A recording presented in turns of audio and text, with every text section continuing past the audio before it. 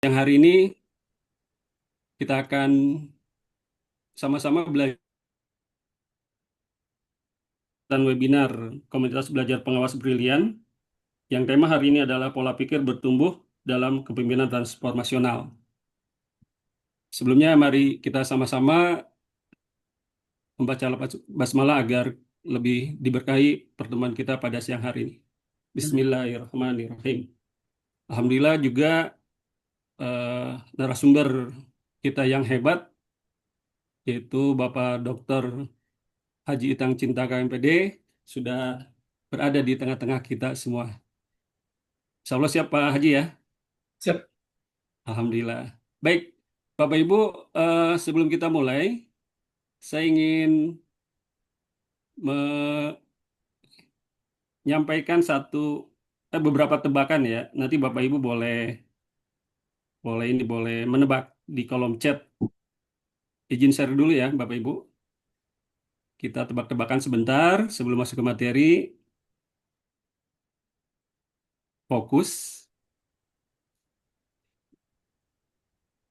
Kita, saya izin share dulu.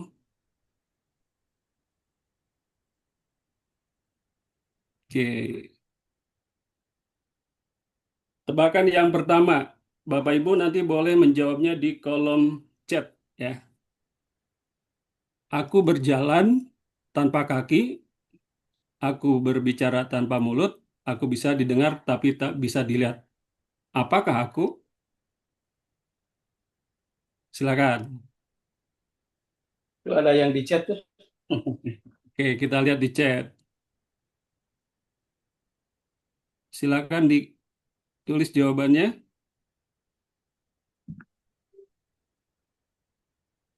Aku berjalan tanpa kaki, aku berbicara tanpa mulut, aku bisa didengar tapi tak bisa dilihat. Apakah aku? Atau boleh juga dibuka mic-nya. Kita lihat Suara, jawabannya. suara Suara, Bapak. suara hati Pak. Wah, suara hati. Ada lagi, guntur. Wah, gemuruh ya. Petir. Oke. Ada lagi yang jawab? Oke. Kita lihat jawabannya Bapak Ibu ya. Kok nggak muncul jawabannya?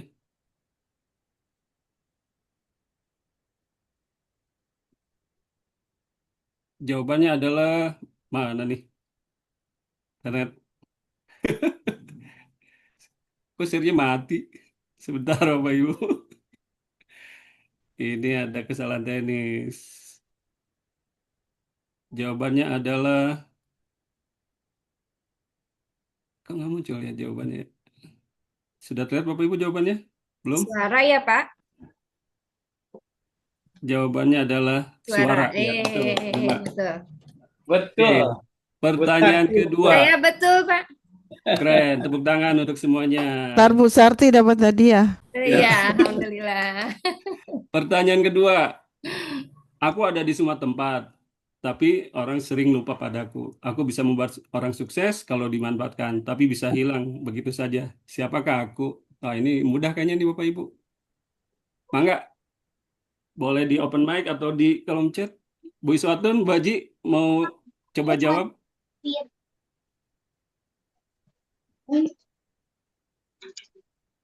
Atau Bunda Dwi? Saya waktu, Pak. Coba ya kita lihat. Apakah waktu? Ya, betul, waktu. Wah, keren. Ya, betul. Terima kasih Bu Haji. Oke, tebakan yang ketiga. Satu kali dalam 1 menit, 2 kali dalam 1 momen. Tapi aku tidak pernah muncul dalam 1000 tahun. Apakah aku? Waduh, 1000 tahun kayaknya lupa lupa ya. Siapa? Ayo, boleh di kolom chat siapa yang udah jawab di kolom chat. Tebakan yang ketiga.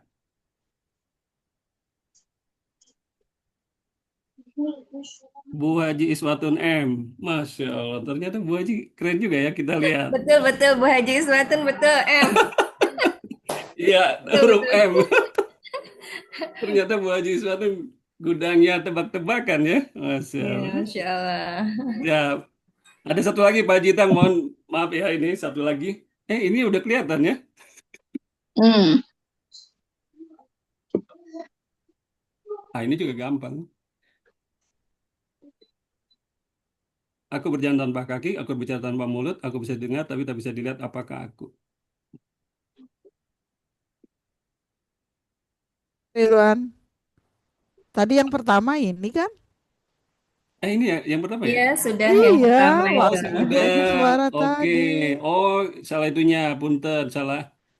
Salah soal. Nah, ini yang terakhir, terakhir. Kalau kamu punya aku, kamu ingin berbagi. Kalau kamu sudah berbagi, kamu tidak lagi punya aku. Apa itu?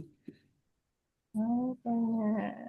Masya Allah, Bu Rizky Saputra. Oh, ada yang uang, ada rahasia. Kita lihat apakah jawabannya.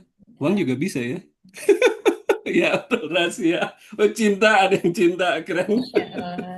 Mosok cinta dibagi-bagi, Oh, Pak. cinta dibagi-bagi. Cinta Tidak Ada setuju ya Bu berbagi Haji ya? makanya Bu Haji. kebaliknya harusnya berbagi cinta bukan berbagi rahasia harusnya. Iya. Tidak Baik, setuju Bu Bapak Haji Ibu, tidak berbagi. itu sedikit ice breakingnya. Baik, langsung saja kita sama-sama mendengarkan langsung materi yang akan disampaikan oleh pemateri hebat kita pada siang hari ini, yaitu Bapak Dr. Haji Itang Cintaka dengan tema pola pikir bertumbuh dalam kepemimpinan transformasional. Kepada beliau dipersilakan. Terima kasih Pak Ridwan. Assalamualaikum warahmatullahi wabarakatuh. Waalaikumsalam warahmatullahi wabarakatuh. Selamat siang, salam sejahtera untuk kita semua. Puji syukur tentunya kita panjatkan berat Allah Subhanahu wa taala karena atas rahmat dan karunia pada siang hari ini kita bisa bersilaturahmi melalui kegiatan webinar di komunitas pengawas. Allahumma shalli Muhammad wa sallam Muhammad. Salam dan salam Allah senantiasa limpah curahkan kepada Nabi Muhammad SAW. Yang saya hormati Pak Ridwan, pembawa acara, rekan pengawas, Bapak Ibu semua, pengawas hebat, juga para peserta, Bapak Ibu kepala sekolah, Bapak Ibu guru, sukses untuk kita semua. Alhamdulillah kita sehat sehingga bisa hadir di sini. Izin pada kesempatan ini saya berbagi dengan semuanya terkait dengan pola pikir bertumbuh, mindset dalam kepemimpinan transformasional. Di pembelajaran mendalam atau implementasi pembelajaran mendalam itu perlu atau ada bagian penting juga yang menunjang terhadap efektivitas penerapan PM di sekolah. Ini berkaitan dengan Jadi suaranya, oh ya, hard agak. skill. Ya, seorang ya dalam hal bagaimana orang tersebut menyikapi dalam menghadapi satu perubahan. Di dalam implementasi PM ini kan termasuk modul 1 ya. Kita kenal PM ini ada 7 modul dan modul pertama itu modul yang paling mendasar sehingga itu akan mengukur kesiapan dari guru ya, kepala sekolah, bagaimana PM itu diterapkan. Nah, untuk itu izin Ibu Nafas saya share ya ini PPT-nya. Sudah terlihat belum ya Pak Ridwan? Ada PPT-nya belum? Sudah, Pak. Sudah. Sudah, Pak Haji. Ya. Ini berapa PT-nya ya? Growth mindset guru sebagai pemimpin transformasional dalam mengembangkan potensi tertinggi murid. Kalau saya mengambilnya seperti itu, karena memang itulah yang kita tuju. Bagaimana seorang guru dan kepala sekolah memfasilitasi murid yang sama-sama ketiga komponen ini, guru, kepala sekolah, dan murid ya harus punya pola pikir bertumbuh. Ini ya.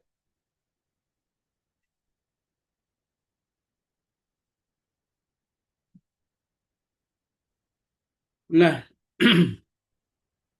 pola pikir ini ya kita lihat dulu, pola pikir ini kan ada dua macam ya. Ada growth mindset, ada fixed mindset. Ini berlawanan tentunya ya satu sama lain. Yang pertama, growth mindset itu keyakinan bahwa kecerdasan dan keterampilan bisa dikembangkan lewat belajar dan berusaha. Jadi selama ini kan banyak orang yang beranggapan bahwa kemampuan, minat, bakat seorang itu kan tidak bisa dikembangkan. Nah, tentu pola ini yaitu sebaliknya dari pola growth mindset, yaitu pola PTT atau fixed mindset. Di sini dapat diartikan bahwa kecerdasan dan keterampilan itu bersifat tetap, yang tidak banyak bisa diubah. Inilah yang menghambat keberanian, kemampuan seseorang itu untuk berkembang. Kadang orang itu mudah putus asa, menghindar, tidak mau tahu, dan merasa tidak banyak tahu. Bahkan cenderung dia itu adalah orang yang sebenarnya bisa menjadikan dirinya itu berakibat pada ketertinggalan. Nah, dari dua hal ini saya kira kita bisa membantu, memfasilitasi, menstimulasi kita sendiri, guru, kepala sekolah, bagaimana agar mereka itu punya pandangan, punya pemikiran bahwa seseorang itu bisa berubah karena sebenarnya ada energi yang disalurkan melalui hatinya, melalui pikirannya, melalui perasaannya, sehingga di sini ada motivasi intrinsik yang bisa mendorong seseorang untuk berubah, maju, dan berkembang. Jadi kan seperti disampaikan oleh Profesor Abdul Mukti Mendikdasmen, ya. Jadi sebenarnya ketika orang memiliki pola pikir growth mindset, maka yakinlah bahwa segala sedikit sekali kemungkinan sebenarnya kalau disimpulkan itu terjadi satu keinginan yang tidak bisa dicapai. Pasti akan tercapai, meskipun tentu ketercapaiannya itu ada proses. Ada proses juga stimulasi satu sama lain, berbagai aspek, berbagai komponen, sehingga ketika terjadi stimulasi itu misalnya beririsan satu sama lain, maka akan juga mendorong satu kekuatan, satu energi. Dan ketika itu dilakukan, maka akan banyak sekali jalan untuk dilaluinya atau jalan keluar yang bisa menyelesaikannya. Ibu dan Bapak yang saya hormati, nah, pola pikir bertumbuh atau growth mindset ini adalah suatu keyakinan bahwa kemampuan dan kecerdasan bisa dikembangkan melalui usaha, ketekunan, dan pembelajaran, serta melihat tantangan dan kegagalan sebagai peluang untuk berkembang, bukan sebagai hambatan. Individu dengan pola pikir bertumbuh akan aktif mencari cara untuk meningkatkan diri, belajar dari kritik, dan menyambut perubahan serta kesulitan sebagai bagian dari proses pertumbuhan.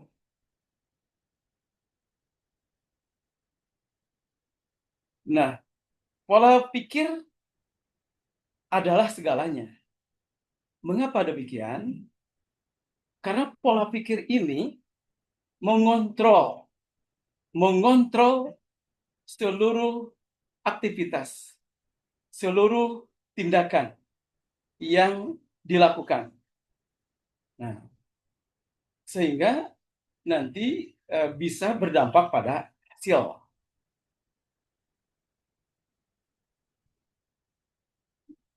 Pola pikir lebih penting dari keterampilan.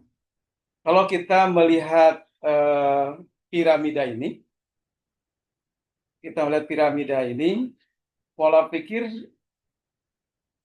punya ruang yang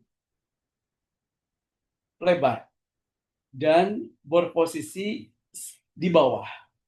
Dia menjadi penyangga tentunya. Dia menjadi penyangga.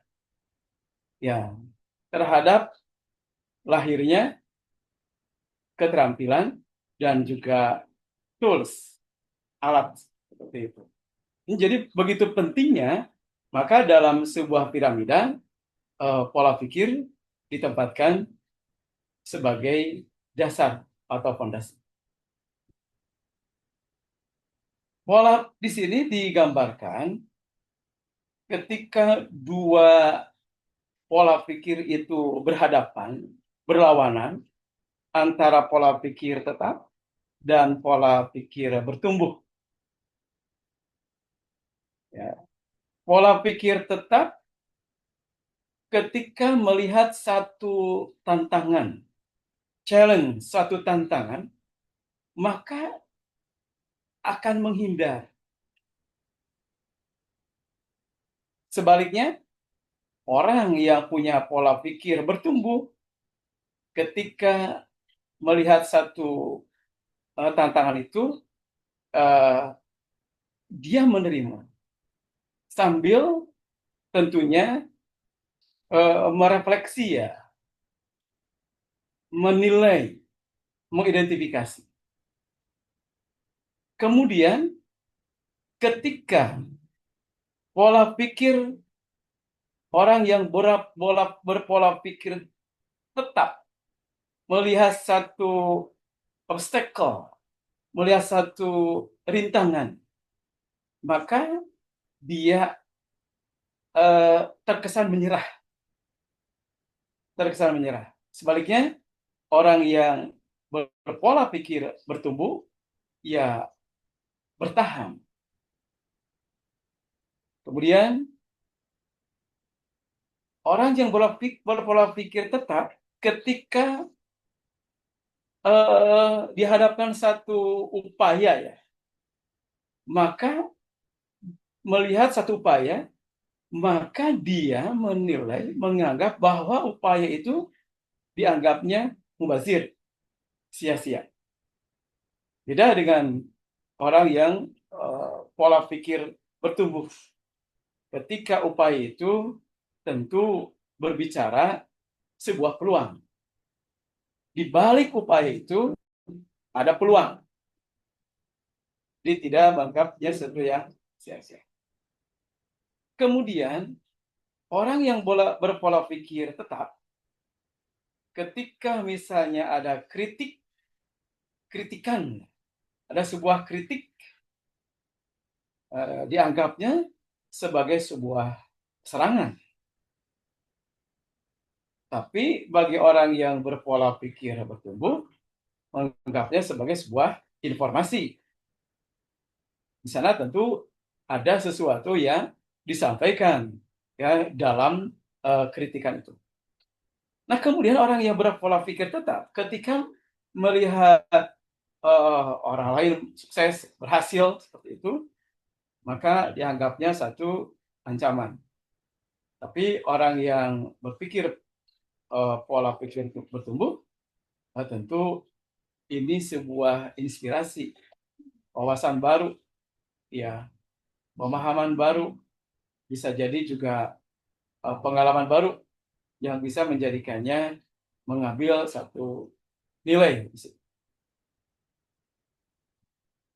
Nah, selanjutnya dari pola pikir tetap versus pola pikir bertumbuh. Jika ada satu suara hati, ada suara hati yang bisa melahirkan gitu ya, melahirkan pola pikir tadi. Nah,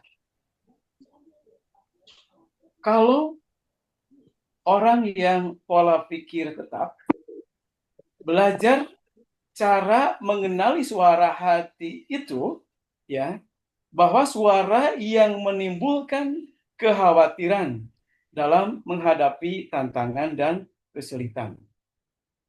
Nah, diubah menjadi ya tentu disadari, menyadari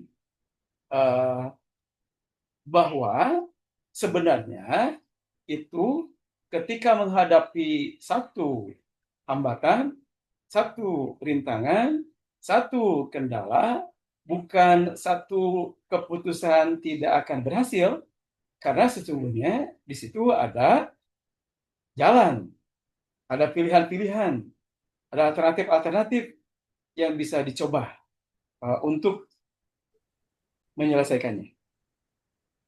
Sehingga suara yang ditimbulkan itu adalah optimisme dalam menghadapi tantangan dan kesulitan.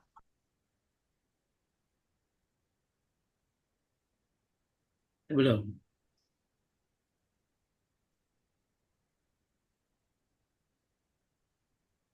Rekan-rekan yang saya hormati silakan. Nah, di sini kita bisa melihat pada tabel ini ada suara pola pikir tetap, kemudian bagaimana suara pola pikir bertumbuh.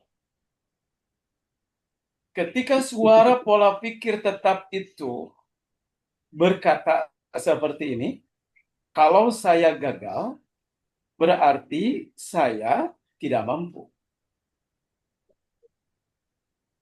Berbeda tentunya ya dengan suara PPB. Kalau saya gagal, berarti saya harus belajar lalu mencoba lagi. Saya akan menolak saat menerima tugas yang belum pernah saya kerjakan sebab risiko untuk gagal akan besar. Saya akan menerima pekerjaan yang belum pernah saya kerjakan sebab ini adalah peluang untuk belajar dan mengembangkan potensi diri. Begitu seterusnya. Jadi di sini ada perbedaan kata hati ya, yang bisa berpengaruh kepada cara pandang seorang dalam menghadapi sesuatu. Bahkan kalau orang yang berpola pikir bertumbuh itu tidak berhenti di kata tidak, tapi masih ada koma, karena di situ akan ada suara hati yang mengatakan belum. Misalnya, saya tidak bisa mengerjakan. Nah, itu di pola pikir tetap. Tapi ketika pola pikir bertumbuh, saya belum bisa mengerjakan. Di sini ada pemikiran bahwa kemampuannya sebenarnya masih bisa dioptimalkan. Itu konsep singkat yang dapat saya sampaikan dari growth mindset. Pola pikir bertumbuh ya, yang sebenarnya memang saat ini kita sedang berjuang ya. Kami juga tadi diskusi ya dengan seorang rekan ketika menghadapi apa namanya muridnya di sekolahnya begitu kan ya, atau di ya kan sebagai kepala sekolah, kemudian berharap sekali apa namanya kreativitas murid, kemudian kritikalnya itu merata di semua siswa. Tapi kenyataannya belum. Nah, tapi pola pikir yang ada dari kepala sekolah tersebut itu punya cara ke depan untuk melakukan apa namanya strategi-strategi yang bisa apa namanya meningkatkan aktivitas peran siswa, kreativitas dan juga kemampuan berpikir siswa melalui apa namanya pendampingan terhadap gurunya. Itu kan satu pola pikir yang tadinya cemas kemudian berubah menjadi satu harapan yang dimungkinkan itu bisa tercapai.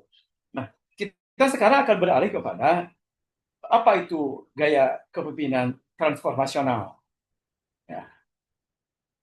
Gaya pemimpin yang menginspirasi dan memotivasi pengikutnya untuk mencapai potensi tertinggi mereka dengan mendorong perubahan positif dalam organisasi.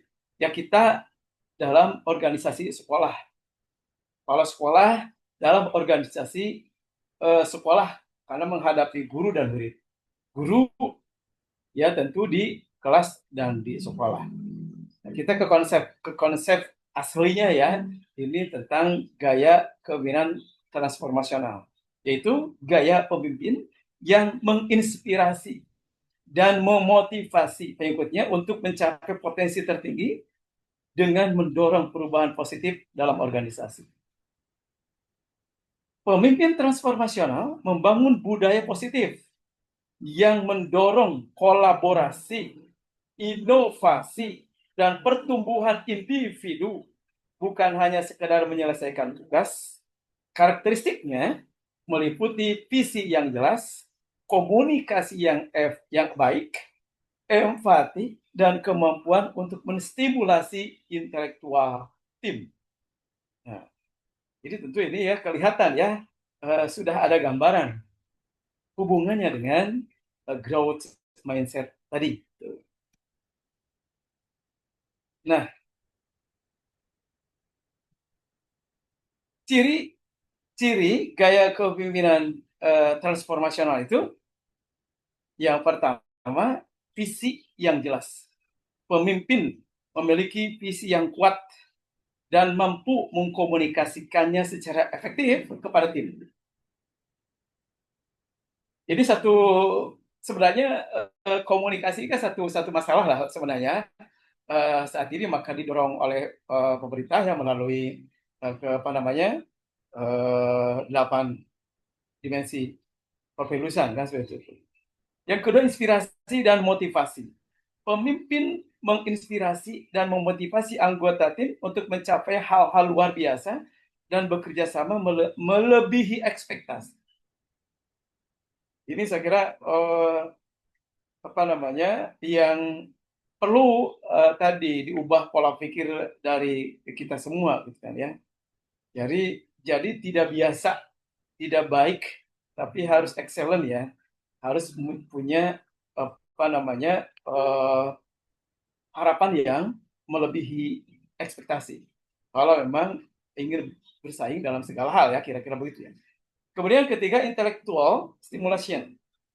Nah, pemimpin mendorong pengikutnya untuk berpikir kreatif, menantang status quo, dan mencari solusi baru untuk masalah. Yang keempat, ya, individualist consideration, pertimbangan individual. Pemimpin memberikan perhatian, pelatihan, dan bimbingan individual untuk mengembangkan potensi setiap anggota tim. Nah, yang kelima, idealist influence, pengaruh ideal. Pemimpin menjadi panutan, menunjukkan standar moral yang tinggi, dan membangun rasa kepercayaan, kekaguman, serta kesetiaan.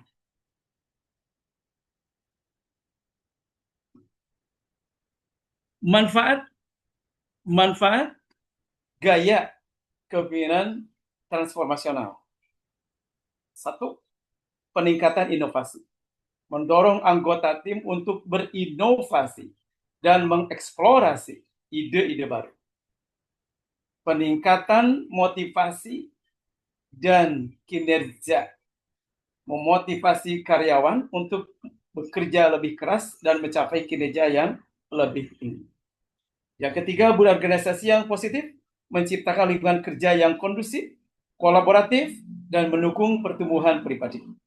Dan yang keempat, adaptabilitas organisasi, membantu organisasi menjadi lebih adaptif dan siap menghadapi tantangan perubahan. Nah, bagaimana dengan kepemimpinan transformasional guru? Guru mempercayai, menghargai, loyal, dan respek kepada muridnya. Pada akhirnya, murid akan termotivasi untuk melakukan lebih dari yang diharapkan. Seperti yang tadi kita berikan. Di atas ekspektasi.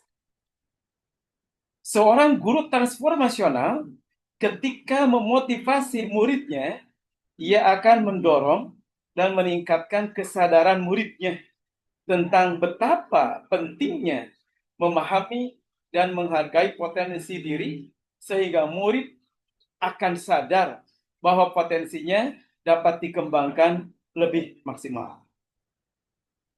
Ya. Jadi ini kan seorang guru yang punya seorang guru yang punya wawasan terbuka, luas, bukan ya, dan juga kemampuan memanage sumber daya dirinya, begitu. Tentu di sini dengan bisalah menerapkan ini, bisa menjadikan dirinya seperti itu. Mengapa ini wajib disampaikan kira-kira kepada dalam webinar ini, ya kan tidak sedikit guru-guru yang tidak memiliki kemampuan seperti ini. Karakteristik yang dimiliki guru transformasional: 1, karismatik, ya, pengaruh ideal.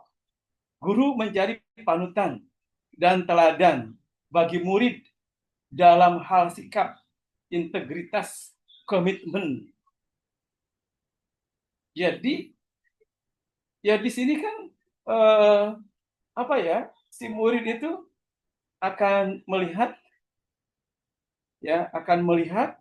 seluruh aktivitas guru yang berkaitan dengan sikapnya, ya, sehingga dia bisa dijadikan contoh seperti itu, jadikan contoh teladan. Punya kepribadian, ya, pribadian yang teguh, yang komitmen juga di situ. Yang kedua, motivasi inspirasional. Guru mampu membangkitkan semangat, optimisme, dan visi yang jelas untuk para murid. Ya tentunya perilaku guru ini ditujukan dalam kesehariannya, ya, baik melalui ucapannya maupun dalam hal tindakannya, gitu kan ya, respon-responnya, sehingga dibaca oleh murid adalah guru itu dengan secara tidak langsung, tidak berkata sekalipun, itu bisa menjadikan motivasi bagi murid. Yang ketiga, stimulasi intelektual. Mendorong murid untuk berpikir kritis, kreatif, dan inovatif dalam menyelesaikan masalah atau tugas. Jadi ini kan relevan ya dengan JVL, dengan kecakapan abad 21 gitu kan ya sebenarnya. Bagaimana guru berinteraksi dengan murid di kelas dalam proses pembelajaran yang bisa merangsang anak untuk berpikir kritis ketika terjadi interaksi dalam pembelajaran. Guru ketika mengajar di kelas atau misalnya kepala sekolah misalnya ya menerangkan sesuatu, mengajar di kelas orang guru itu misalnya dengan menggunakan metode ceramah, kan itu akan dengan serta-merta seluruh materi itu teruraikan dengan sistematis, terstruktur dan gamblang, sehingga menutup satu celah kepada murid untuk bertanya. Murid tidak akan bertanya mengapa, karena sudah semuanya dijelaskan detail oleh guru itu. Maka berpikir kritisnya sebagai satu keterampilan itu menjadi ditutup, menjadi tertutup. Guru misalnya tidak memfasilitasi kegiatan pembelajaran yang membuat anak-anak itu bisa kreatif. Misalnya ketika diferensiasi produk misalnya itu tidak dijalankan, misal itu apa sih ada macam-macam manajemen tagihan perubahan bentuk dan kemudian inovatif seperti itu. Jadi sekali lagi ini bergantung kepada guru. Berikutnya, pertimbangan individual memperhatikan kebutuhan, perasaan, dan perkembangan unik setiap murid, memberikan dukungan dan bimbingan personal. Nah ini Ibu dan Bapak yang saya hormati. Jadi sebagai seorang guru ya tentunya dia akan melakukan pemetaan ya. Dia punya kemampuan atau kompetensi pedagogis sehingga mengetahui karakteristik peserta didik dan ada fasilitas yang bisa diberikan kepada murid-muridnya ya seperti itu. Nah,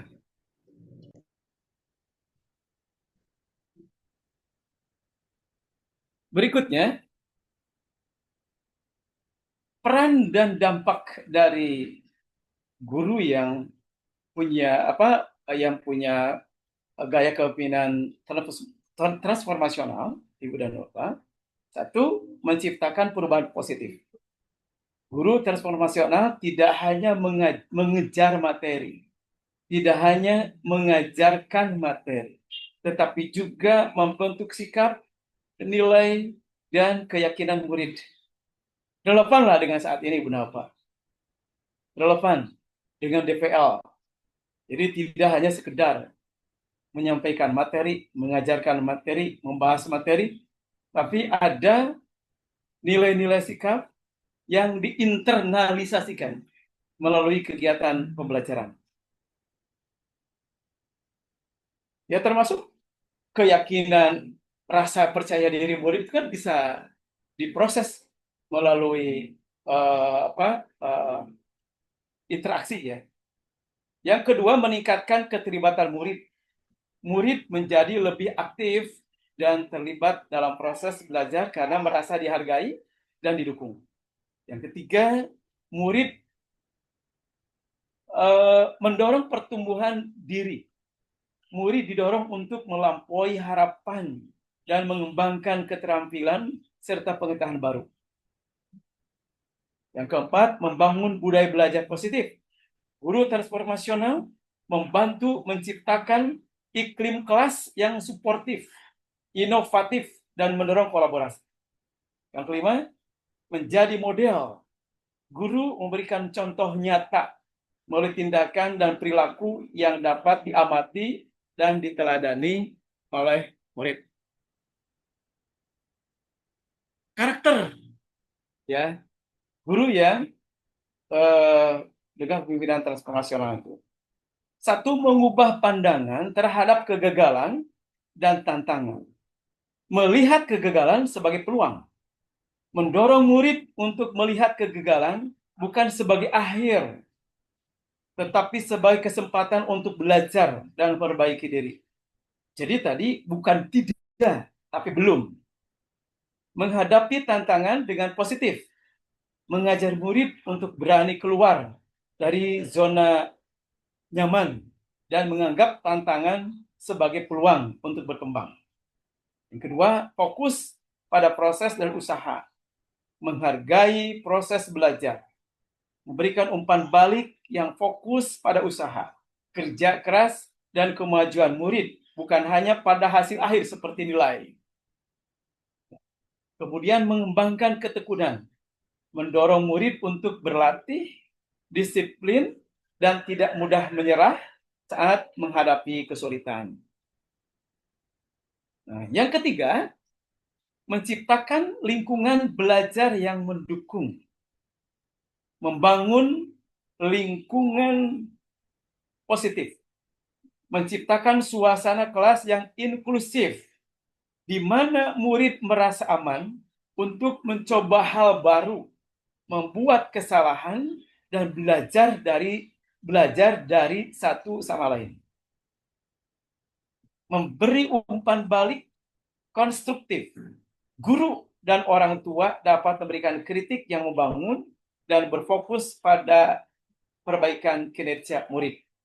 Yang keempat, mendorong pembelajaran berkelanjutan. Membuka diri untuk belajar. Menginspirasi murid untuk selalu terbuka, belajar dan mengembangkan keterampilan baru, baik melalui pelatihan, membaca, maupun berdiskusi. Selanjutnya, menghubungkan pembelajaran dengan kehidupan.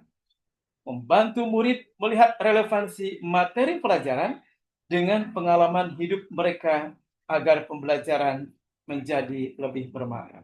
Ini kan ada relevansi dengan prinsip pembelajarannya. Nah, saat melihat, jadi kalau guru yang punya pola pikir bertumbuh itu dan kepemimpinan transformasional, saat melihat ada murid yang mau menyerah ketika menemui tantangan atau kesulitan, segera dorong dia untuk mencoba lagi. Pada saat murid mau mencoba lagi, segera beri pujian proses karena telah mau berusaha. Lalu jelaskan kepada murid tentang pola pikir tetap dan pola pikir bertumbuh dan perbedaan utamanya pada saat menghadapi tantangan dalam belajar. Jelaskan pula kepada murid bahwa berbuat salah merupakan cara otak untuk belajar dan berkembang. Ini prosedur intervensinya, Bapak. Nah, bagaimana hubungan guru dan murid? Murid mengetahui bahwa gurunya yakin kepada kemampuan muridnya dalam belajar. Murid menghormati dan menyukai gurunya. Murid mau meminta masukan dari gurunya. Murid sadar bahwa nilai akademik yang diperoleh tidak lebih penting daripada perkembangan diri mereka sendiri, dan murid merasa aman dengan gurunya. Nah, kemudian apa peran pola pikir bertumbuh dalam pembelajaran mendalam?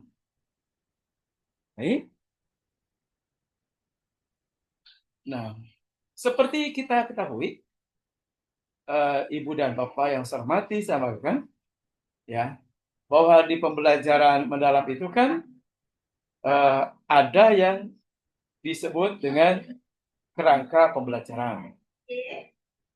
Itu yang pertama adalah praktik pedagogis. Praktik pedagogis, ya, di sini tentu dipengaruhi gitu ya oleh peran pola pikir bertumbuh.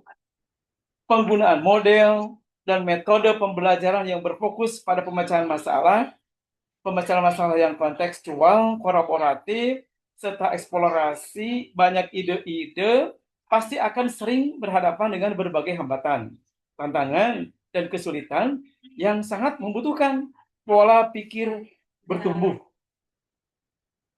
Pola pikir bertumbuh PPB ya, PPB. Nah, selain itu, penggunaan peta pikiran juga akan sangat berguna dalam praktik ini sebab bisa memvisualisasikan proses belajar. Kemudian, ya, pada kerangka pembelajaran lingkungan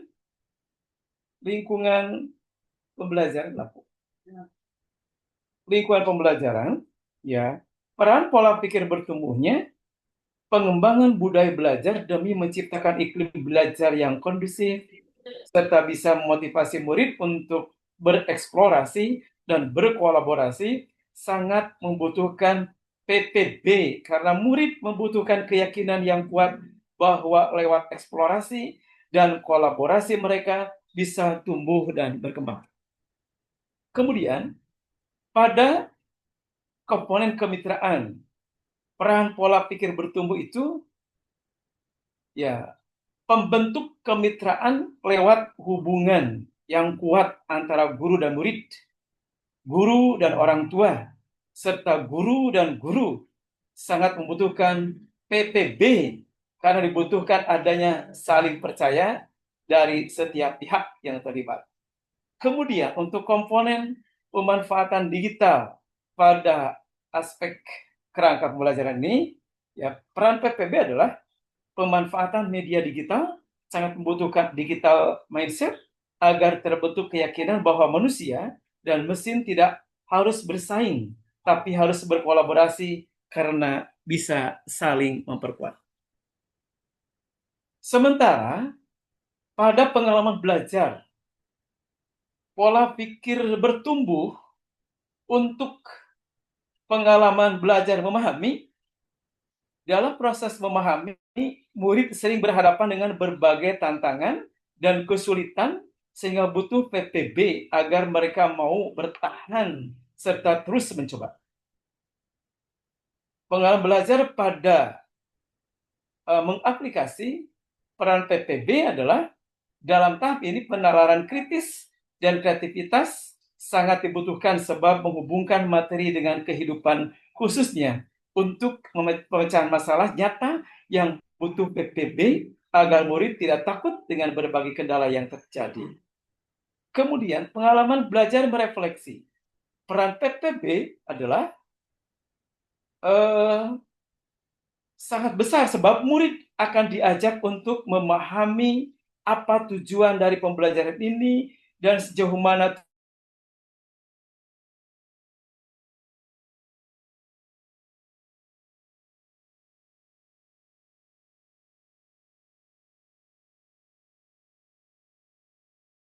prinsip pembelajaran. Peran PPB adalah ya pada prinsip pembelajaran berkesadaran. PPB murid akan sadar bahwa belajar adalah sebuah proses yang di dalamnya akan selalu ada tantangan, hambatan, dan kesulitan yang harus dihadapi. Bahkan seringkali murid melakukan kesalahan, bahkan mengalami kegagalan agar terbentuk learning mindset. Kemudian prinsip pembelajaran bermakna. Peran PPB agar seorang bisa menjadi pembelajar sepanjang hayat, lifelong learner yang berguna dalam menghadapi berbagai kendala itu. Dianggap sebagai sebuah peluang untuk memperoleh pengetahuan dan keterampilan yang berguna. Kemudian, untuk prinsip pembelajaran menggembirakan, peran PPB adalah pembelajaran yang menggembirakan, membutuhkan PPB agar bisa tercipta suasana belajar yang positif dan menantang, serta menyenangkan dan motivasi, dan siap menghadapi tantangan. Kemudian, untuk profil lulusan, peran PPB pada profil lulusan kreativitas dalam mengembangkan ide yang kreatif, unik, dan baru akan selalu berhadapan dengan berbagai tantangan dan kesulitan yang membutuhkan PPB agar bisa terus mencoba. Profil lulusan penalaran kritis seperti halnya dengan kreativitas. Agar mampu berpikir kritis, maka PPB sangat dibutuhkan sebab mengevaluasi dan menganalisis berbagai ide yang ada merupakan sebuah proses yang butuh kesabaran dan kegigihan. Profil lulusan komunikasi agar mampu berinteraksi dengan orang lain, berbagi serta mempertahankan pendapat, menyampaikan sudut pandang yang beragam, membutuhkan PPB sehingga proses komunikasi berjalan dengan efektif sebab didasari oleh keyakinan dari kedua pihak. Profil lulusan kolaborasi seperti halnya dengan komunikasi. Agar mampu berkolaborasi, maka PPB dapat berperan dalam membentuk hubungan yang baik dan kuat dalam sebuah tim. Sementara lulusan kemandirian, mandiri adalah salah satu ciri dari PPB, sebab butuh keyakinan diri yang tinggi bahwa segala sesuatunya bisa dikuasai lewat proses belajar dan berusaha. Nah, ini Ibu dan Bapak cakupan ya, di mana ketika seseorang berada dalam zonanya, begitu kan ya, dari mulai zona nyaman ya, kemudian ada titik harapan ya, zona pola pikir bertumbuh sehingga melahirkan zona pembelajar, dan selanjutnya menjadi zona yang terus tumbuh dan berkembang, tidak pernah berhenti untuk selalu memperbaiki diri, merefleksi diri, meningkatkan kualitas diri.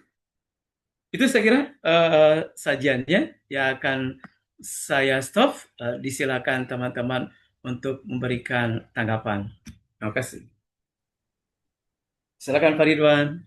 Baik, terima kasih banyak pada Bapak Dr. Haji Itang Cintaka atas pemaparan materi yang begitu inspiratif dan penuh wawasan, Masya Allah. Luar biasa sekali ya Bapak Ibu. Saya yakin juga tentu kita peserta webinarnya ini mendapatkan banyak insight baru nih tentang pola pikir bertumbuh ya, terutama di lingkungan pendidikan, baik itu terhadap kepala sekolah, guru ya, dan juga tadi dijelaskan berkaitan dengan kepemimpinan transformasional. Luar biasa sekali. Ikut lomba semua. Selanjutnya kita akan masuk ke sesi tanya jawab. Tapi tetap bocor, Bu. Ada yang bocor nih kayaknya. Ya, Ini. Yang mana?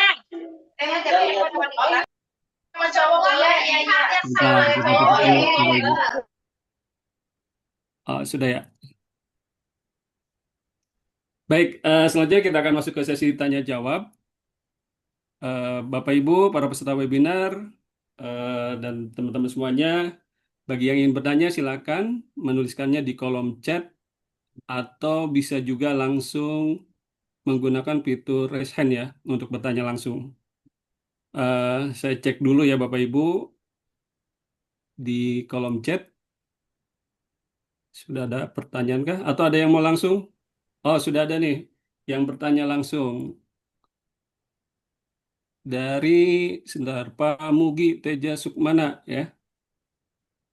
Mari kita dengarkan pertanyaan dari Pak Mugi Teja Sukmana. Mangga, Pak Mugi, dipersilakan. Ya, Mak, salah sekolah. Baik, bismillahirrahmanirrahim. Assalamualaikum warahmatullahi wabarakatuh. Waalaikumsalam. Assalamualaikum warahmatullahi wabarakatuh. Izin, saya Mugi dari SMP Giri Taruna Jasinga, Pak Haji. Siap. Kebetulan Pak Ridwan menjadi pengawas pembina saya. Izin bertanya terkait dengan pola pikir bertumbuh ya Pak Haji. Alhamdulillah kami juga sudah mendapatkan materi itu ketika melaksanakan diklat pembelajaran mendalam.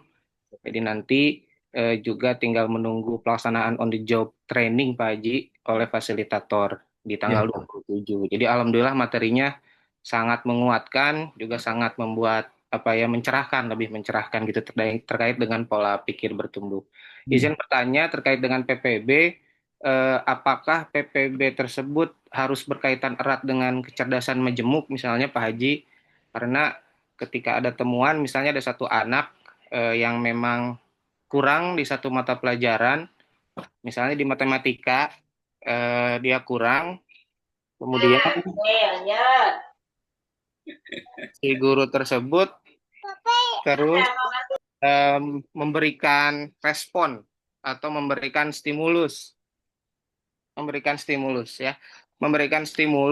supaya si anaknya bisa memperbaiki nilainya tersebut. Tetapi di satu sisi ada input bahwa si anak tersebut memang kecerdasannya cenderungnya ada di linguistik, Pak Haji. Nah, apakah si guru boleh bersikap, mungkin anak tersebut tidak bisa lanjut karena memang kecerdasannya ada di bahasa, bukan di matematika, atau si guru tersebut harus terus menstimulus si anak tersebut supaya sampai optimal pencapaian hasil belajarnya. Itu Pak Haji, terima kasih pertanyaannya, terima kasih apa namanya pemaparannya yang luar biasa. Pak Ridwan, terima kasih Bapak Ibu pengawas yang lain. Assalamualaikum warahmatullahi wabarakatuh. Waalaikumsalam warahmatullahi Waalaikumsalam wabarakatuh. warahmatullahi wabarakatuh. Terima kasih Pak Mugi.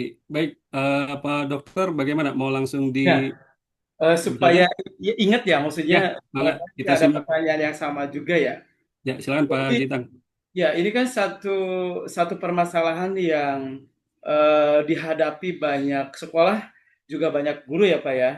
Jadi sekolah-sekolah sekarang kan memang menerima siswa yang beragam, ya, yang beragam dalam berbagai hal, dari gaya belajarnya, dari latar belakangnya, uh, tadi juga intelektualitasnya kan, termasuk tadi kecerdasan majemuk itu kan beragam sekali. Nah, tentu ketika dikaitkan dengan PPB seorang guru, kan seorang guru juga harus punya pola pikir bertumbuh. Dia mengidentifikasi siswanya punya kecerdasan musik, misalkan ya musikal, misalkan seperti itu. Nah, tentu hidup ini tidak berhasil karena matematika. Hidup ini tidak berhasil karena IPA. Hidup ini tidak akan berhasil karena bahasa Inggris. Idealnya begitu. Idealnya begitu.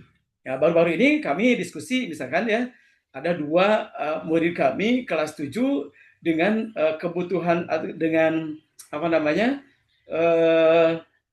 Profilnya itu ya dia punya kelambatan atau ketertinggalan ya, lambat lah dalam proses belajar gitu. Kemudian satu lagi punya profil hiperaktif. Tapi ketika gurunya punya pola pikir bertumbuh, dia maka akan mencari cara-cara, teknik, strategi, pendekatan kepada murid itu. Ya. Termasuk merubahnya. Kalau memang murid itu misalnya punya kemampuan di bawah rata-rata, di rata-rata kecerdasan itu di bawah rata-rata, maka tentu guru kreatif dengan menyesuaikan kompetensi yang diberikannya seperti itu. Nah, ini pola pikir guru bertumbuh dengan kreativitasnya ya untuk memberikan layanan berbeda sesuai dengan potensi murid. Seperti itu Pak Mugi. Ya Pak Haji, terima kasih. Ya, demikian tadi Pak Mugi penjelasan dari Pak Dokter Haji Ya, Tang. Pak Mugi sudah dapat menangkap itu ya. Insya Allah Pak Haji, terima kasih, sangat bermanfaat. Sehingga saya bisa menjelaskan ke Bapak Ibu guru yang Ya, mendapat temuan seperti itu Pak Haji. ya, Terima kasih. ya, betul. Tidak sama-sama. Terima kasih. Baik, mangga dibuka selanjutnya pertanyaan. Kita coba buka dulu kolom. Kita lihat di kolom chat ya. Ya, Di tolong. kolom chat, ini ada beberapa pertanyaan nih. Sebentar. Sebenarnya pasti banyak Pak Ridwan, pasti banyak sebenarnya. Sebenarnya kalau Yang saya Kita dari tahu, atas dulu ya Pak Haji ya, bentar. Dari Ibu Siti Hindun ya. Pertanyaannya Pak Haji nih, apa strategi yang bisa saya lakukan agar murid merasa tertantang dalam belajar? Ya? Seperti itu Pak Haji. ini Mangga. kan berpengaruh kepada PPB kita juga ya. Ya, betul. Jadi memang eh, murid itu kita klasifikasikan menjadi tiga ya. Ada murid eh, yang low, ada murid yang middle, ada juga murid yang high, seperti itu kan ya. Kita membagi murid menjadi tiga kelompok. Ada yang tentu tingkat kecerdasannya di bawah, sedang, dan juga kurang, seperti itu.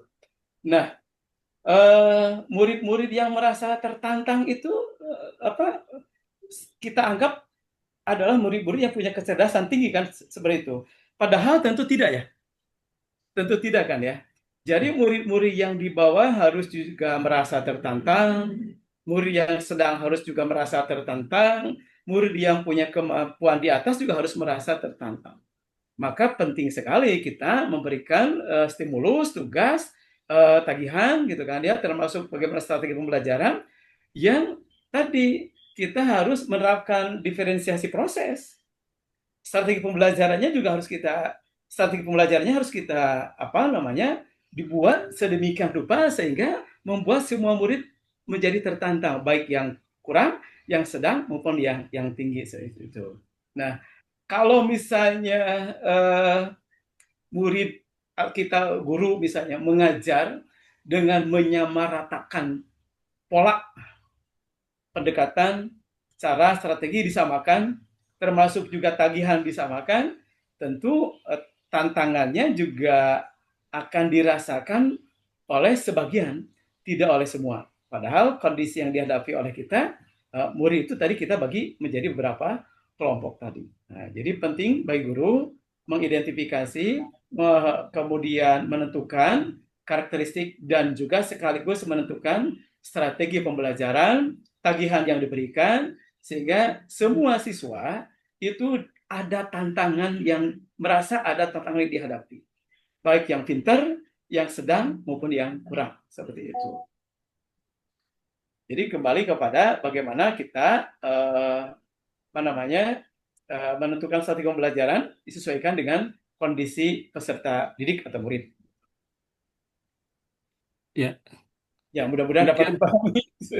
ya demikian Bu Siti Indun ya. Jawaban dari Pak Haji Itang.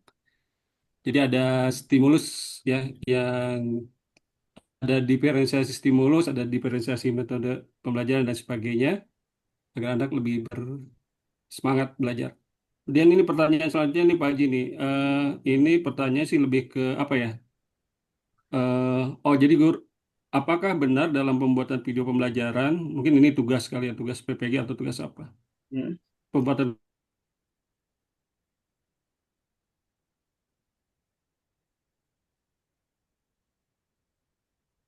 Apa? Putus, Pak?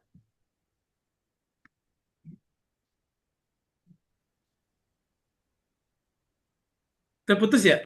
Sempat terputus. Pas saya yang terputus. terputus ya? Saya kayaknya Pak Haji terputus nih. Pertanyaannya saya ulangi Pak Haji ya. Ya. Jadi ini dari Bu Siti Hindun. Apakah benar dalam pembuatan video pembelajaran, ini sebenarnya sedang mengerjakan tugas kali ini, tugas PPG atau tugas yang lainnya. Setiap guru yang mengajar di kelas tidak boleh duduk selama pembelajaran berlangsung. Ya, Itu pertanyaannya Pak Haji. mungkin ada zeda ya untuk duduk tidak full berdiri ya. Ya, yang jelas mobilitas guru ada, tentu rehat ada, dalam rangka untuk mengerjakan apa kan mesti ada duduk juga ya. Jadi tidak kaku di sini sesuai dengan dinamika proses pembelajaran seperti itu Bu Hindun ya. Dinamika proses pembelajaran. Sekali-kali mungkin bisa duduk tapi ada kepentingannya. Berdiri pun ada kepentingannya. Berjalan mendekati kelompok-kelompok juga ada kepentingannya kan begitu ya. Jadi di sini pembelajaran dinamis, tidak kaku, sesuai dengan kebutuhan dari proses pembelajaran itu sendiri. Oke, demikian Bu Siti Hindun ya. penjelasan dari Pak Dokter. Selanjutnya Pak Dokter masih ada pertanyaan nih. Apakah PPT bisa berubah menjadi PPB? Faktor apa yang bisa mempengaruhi perubahan tersebut? Ya, tadi disampaikan PPT bisa berubah. Orang yang punya pola pikir tetap itu bisa berubah menjadi seorang yang punya pola pikir bertumbuh. Ya, faktornya tentu adalah motivasi, kan gitu ya. Salah satunya motivasi. Kemudian tujuan yang ingin dicapai, itu harapan gitu kan. Itu kan bisa menjadikan berubahnya seorang. Pola pikir seorang kan bisa berubah sekali lagi karena ada motivasi intrinsik dalam dirinya. Ya. Dengan tadi sudah disampaikan bagaimana guru memfasilitasi atau bagaimana kita sendiri misalnya kita bisa berubah ketika kita punya PPT kemudian ingin menjadi PPB, tentu kan ada sesuatu yang mendorong kita ingin berubah itu apa gitu. Apa yang menjadikan kita ingin berubah? Nah, ini kembali kepada kita. Kalau murid kembali kepada guru. Bagaimana guru membuat satu rancangan atau desain pembelajaran yang memfasilitasi anak-anak itu bisa berpartisipasi, bisa mengembangkan kreativitasnya, bisa mengembangkan nalar kritisnya, sehingga dia mau berperan dalam proses pembelajaran seperti itu. Ya, baik. Demikian jawaban dari Pak Dokter. Jadi tergantung dari internal kitanya sendiri juga ya Pak Dokter ya, Ya. untuk mau berubah gitu ya. Mau berubah atau tidak, mau berubah atau tidak gitu. Betul. Baik, ini masih ada beberapa pertanyaan nih Pak Dokter. Insyaallah. Dari Bu Haja Iswatun nih. Ya. Bagaimana kepala sekolah mengembangkan growth mindset dirinya dan mendorong guru untuk mempunyai growth mindset karena masih ditemukan capsek atau guru yang sudah memberi cap kepada orang lain sehingga berhenti berusaha atau putus asa ketika menemukan orang yang susah berubah. Jadi ketemu orang yang susah berubah, kalau kata Sunda ada kurung ku iga cina gimana? Betul, betul. Ya nih, emang ada nih sekolah mengadu gitu kepada pengawas gitu kan. Ya. Seperti Gimana itu. Pak Haji nih? Iya. Silakan. Jadi kan ketika misalnya seorang kepala sekolah kan salah ya kalau memvonis guru gitu kan ya. Sama juga ketika guru memvonis murid gitu kan ya. Wah, kamu tidak bisa, kamu tidak pantas kan, seperti itulah. Kamu tidak akan bisa kan, itu sebenarnya mematikan gitu ya.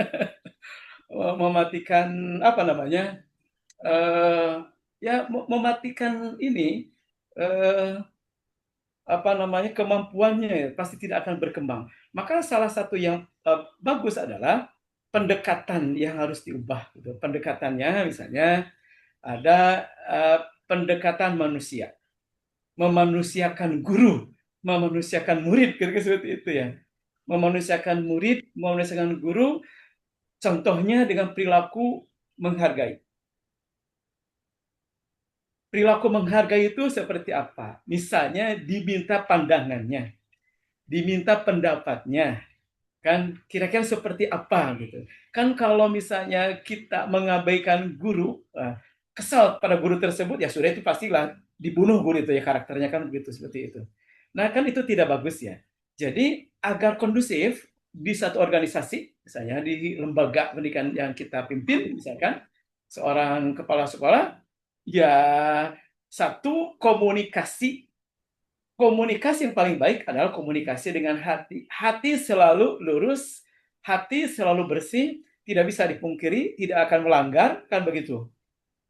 Saya kadang-kadang melihat ya, ketika berkomunikasi itu kan di lembaga-lembaga itu ada semacam apa ya, mengesampingkan aspek menghargai terhadap warga sekolah, dalam ini guru misalnya kan tuh, atau murid gitu kan. Mau murid, mau guru di lembaga itu, atau ketika guru menghadapi murid, kemudian berinteraksi dengan murid, ada murid yang terabaikan, tidak ada fasilitasi untuk berinteraksi dengan guru tersebut, jangan harap murid akan punya peran dalam pembelajaran. Sama ketika kepala sekolah berinteraksi terbatas ya dengan guru-guru tertentu dan mengecualikan atau mengesampingkan sebagian dari guru, sama ya. Jadi itu akan terjadi apa namanya? Apa ya? Akan terjadi inkondusivitas dan sekaligus membunuh karakter guru itu. Bisa jadi membunuh karakter kepala sekolah sendiri sebenarnya sebagai dampak dari itu. Jadi lebih baik adalah ada keterbukaan, ada kelegawaan, ada semacam apa namanya, selamat datang, welcome, open kepada siapapun kan gitu untuk menerima berbagai. Nah, caranya satu, komunikasi dan intensitas interaksi. Gitu, Ibu Haja Iswatun. Gitu, Pak Ridwan ya. Ya, selanjutnya selamat dicari jalan keluar. Tapi pengalaman begitu ini penting sekali, komunikasi, interaksi itu penting sekali dalam satu lembaga. Penting sekali interaksi, komunikasi di dalam kelas, di dalam pembelajaran. Ya, pengalaman-pengalaman pribadi kita barangkali ya, itu kan bisa menjadi kekayaan, perbendaharaan untuk sharing, gitu ya. Ya, baik. Demikian Bu Haji Iswatun. Oh, Bu Haji Iswatun raise hand nih. Boleh ya Pak Lagi. Itang ya menambahkan sedikit, Bang, pertanyaan Bu Haji. sedikit gitu. Karena saya menemukan gini Pak, sebetulnya ada kepala sekolah yang apa namanya, saya tuh sebetulnya sudah menerapkan growth mindset Bu. Saya percaya kalau dia itu bisa berubah biasa ini. Saya sudah menggunakan berbagai cara, tapi kok dia begitu lagi, begitu lagi, begitu lagi gitu. Jadi kira-kira kalau seperti itu gitu ya, seperti itu kira-kira jalan keluarnya seperti apa ya? Karena gini Pak, kalau dia ditangani secara intensif, kitanya yang kesel gitu. Tapi kalau dia dibiarkan saja, dia ini menjadi presiden buruk yang akhirnya mempengaruhi kinerja teman-teman yang lain gitu. Ya. Jadi kira-kira jalan tengahnya seperti apa itu Pak Itang? Ini pengalaman nyata saya juga nih, pengalaman nyata ketika saya memasuki satu sekolah negeri ya Bu ya. Sekolah ke negeri, kemudian pergantian kepala sekolah nih.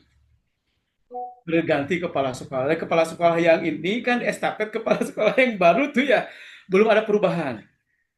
Belum ada perubahan, termasuk saya juga pernah ikut mencoba untuk berinteraksi ya, berinteraksi, berkomunikasi.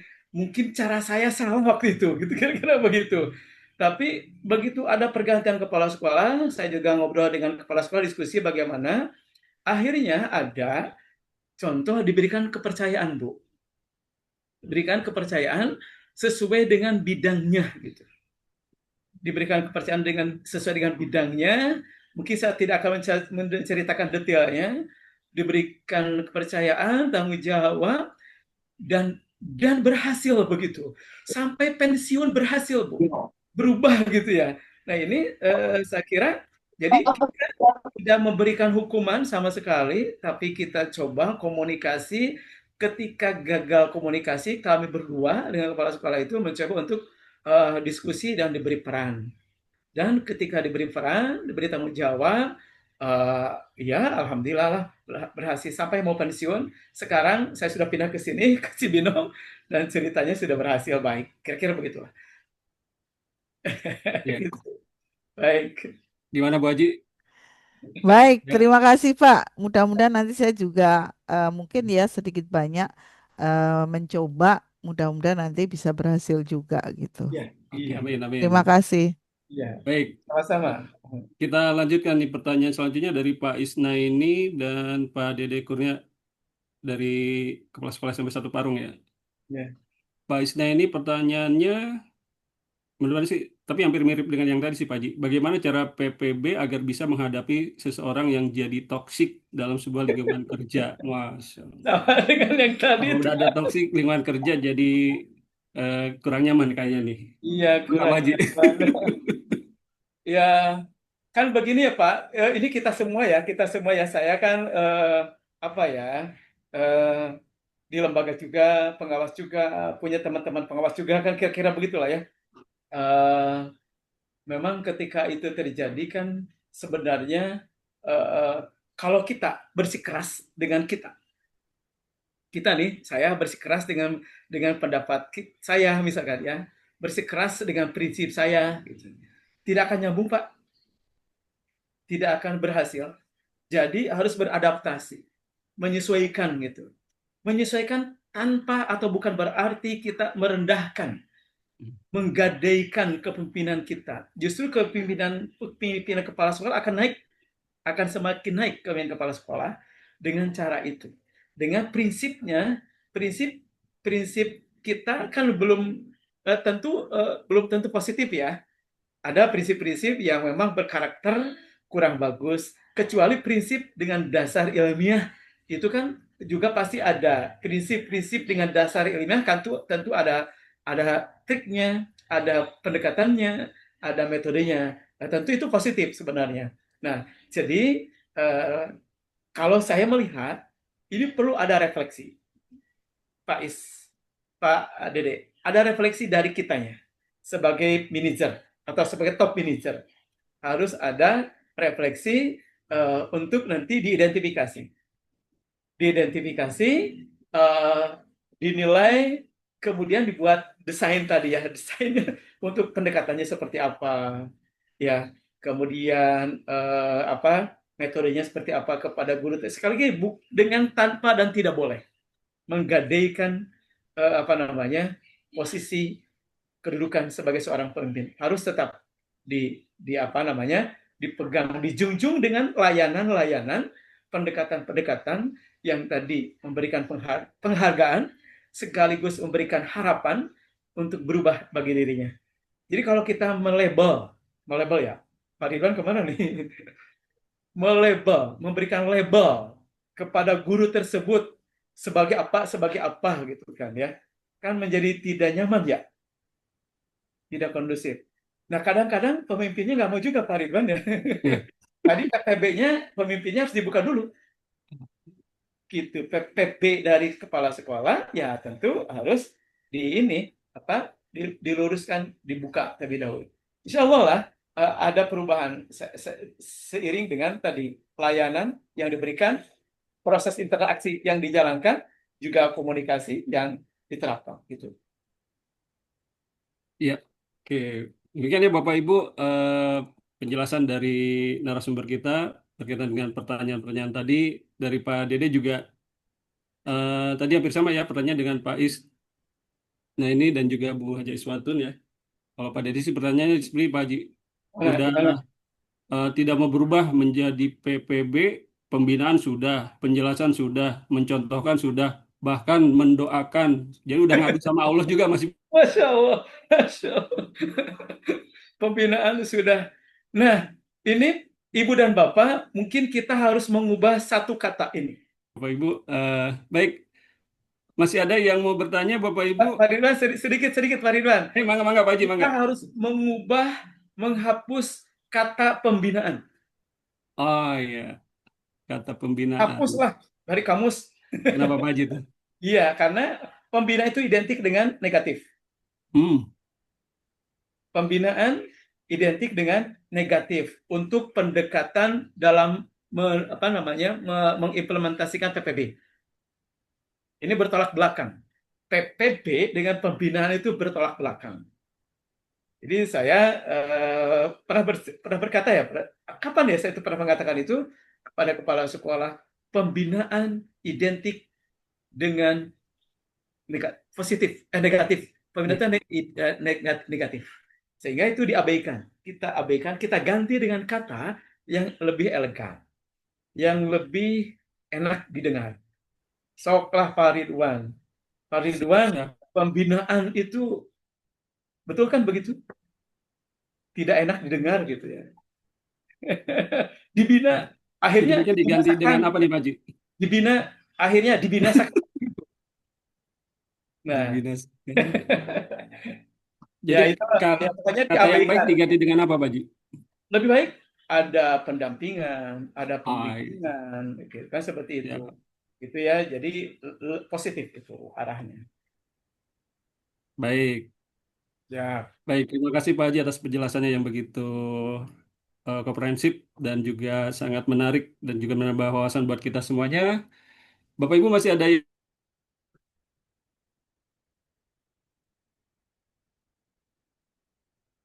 ini pertanyaan-pertanyaan seperti ini kan pertanyaan yang normatif ya. Ya kan normatif ya. Seperti tadi apa perubahan seseorang itu kan normatif tapi bisa dilaksanakan. Insya Allah bisa diubah, bisa menjadikan lebih baik. siap. Baik, kalau tidak ada lagi yang ditanyakan, waktu juga sudah menunjukkan pukul 14.30, Iya, 30 ya, ya, 33. ya. Mungkin Pak Haji, mangga closing statement dari Pak Haji. Ya. Terima kasih Pak Ridwan, teman-teman semua yang masih hadir di sini. Eh, ini materi ini sulit untuk disampaikan sebenarnya, kan gitu.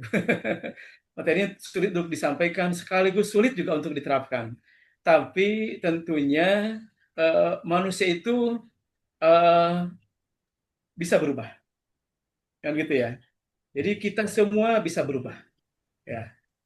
Eh, pada dasarnya manusia itu berubah, suka dengan pergerakan, suka dengan perubahan. Untuk itu, ya langkah pertama dari kita semua, kita harus membuka diri, kita harus membuka diri terhadap apa namanya perubahan, karena perubahan itu sesuatu yang pasti, ya.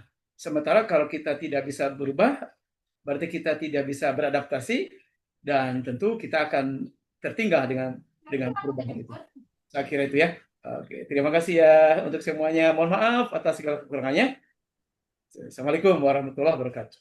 Waalaikumsalam warahmatullahi wabarakatuh. Waalaikumsalam warahmatullahi. Alhamdulillah, tidak terasa ya kita sudah sampai di penghujung acara nih Bapak Ibu.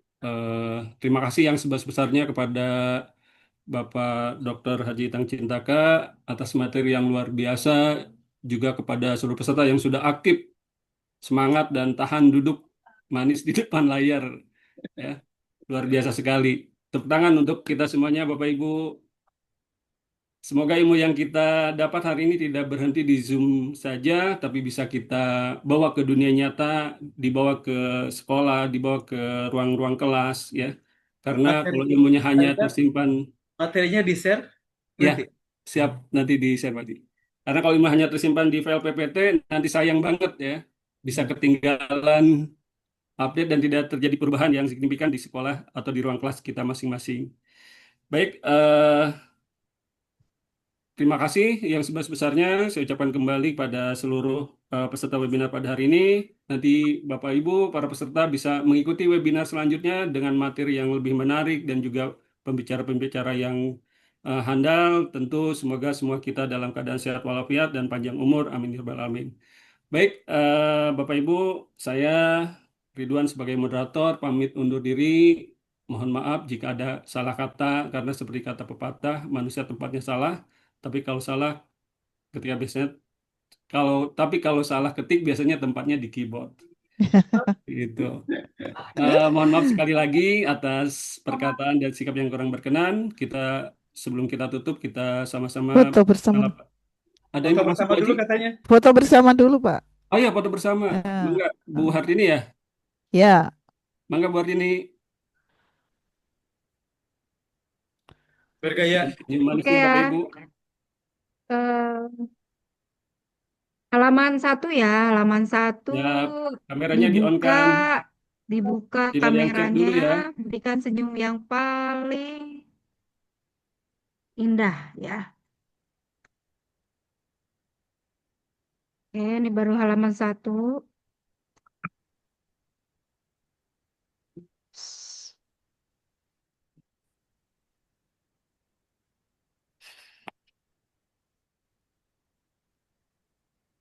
Halaman berapa sekarang? Bentar. Ya, berikutnya halaman 2. Halaman 2 yang masih menutup kameranya silakan dibuka dulu ya.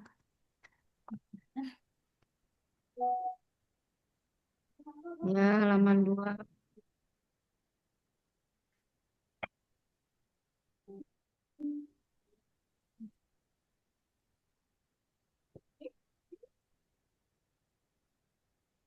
Ya, halaman terakhir, silakan dibuka kameranya. Senyumnya Bapak Ibu jangan lupa.